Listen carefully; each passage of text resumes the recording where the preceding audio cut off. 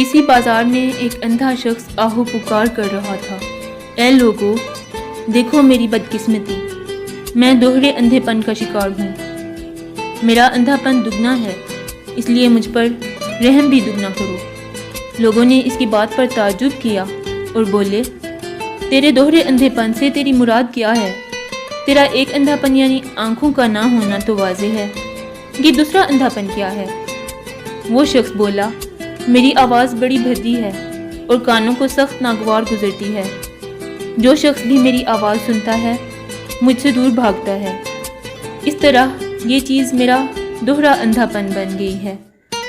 میری آواز کے بھدے پن سے لوگ مجھ سے دور بھاگتے ہیں اور میرے اندھے پن پر ترس اور رحم نہیں کھاتے۔ اپنی دوہری مصیبت کا تذکرہ اس اندھے نے اپنے سوزے دل سے کیا۔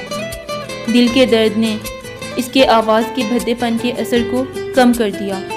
لوگوں نے اس کی مصیبت پوری طرح سمجھ لی اور اس کی خوب دل کھول کر مدد کی۔ دل کی صدا اور روح کی پکار ظاہری آواز کی بدصورتی کے برے اثر کو اچھے اثر میں بدل دیتی ہے۔ کوشش کرو کہ صدائے دل کا حسن باقی رہے۔